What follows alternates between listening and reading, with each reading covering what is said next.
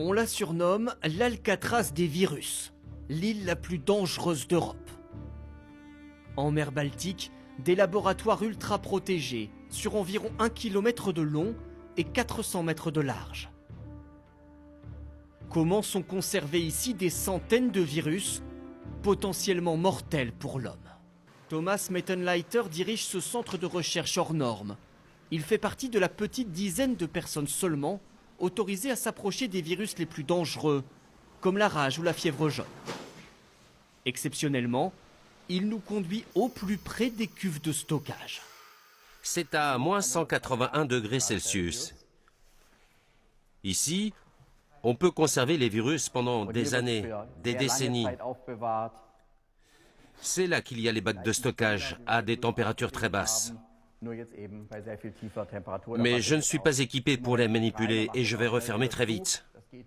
On a des virus très pathogènes dans la zone encore plus protégée, comme la fièvre afteuse pour les animaux ou pour les humains, Ebola. Des cuves d'azote liquide soigneusement fermées. Le taux d'oxygène dans la pièce est mesuré en permanence pour détecter la moindre fuite et donner l'alerte. Des virus conservés ici pour être étudiés depuis 1910. L'île de Reims est le plus ancien centre de recherche en virologie au monde. Utilisé par les nazis pour des recherches sur les armes biologiques, l'Institut se concentre depuis sur la mise au point de vaccins, avec 450 employés et pas moins de 10 000 animaux.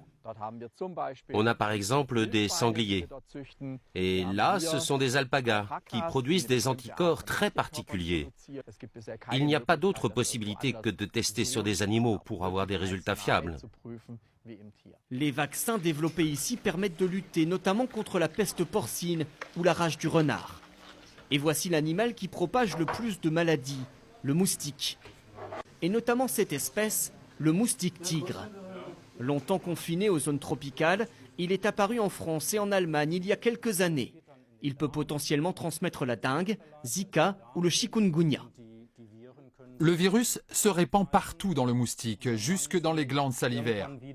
Et à la prochaine piqûre, le virus pourra être transmis par la salive à la personne qui se fait piquer. Cette équipe mène donc des tests génétiques, là aussi très sensibles, sur l'ADN des virus eux-mêmes. C'est une étape importante, car ça nous donne des informations pour empêcher leur multiplication et savoir comment les combattre. Des travaux stratégiques. Depuis 2008, l'Allemagne a investi ici environ 300 millions d'euros. Cet institut de recherche unique en Europe étudie chaque mois de nouveaux virus. Il pourrait travailler très bientôt sur le coronavirus apparu en Chine si l'Organisation mondiale de la santé décrète officiellement l'état de pandémie, c'est-à-dire une épidémie à l'échelle de la planète.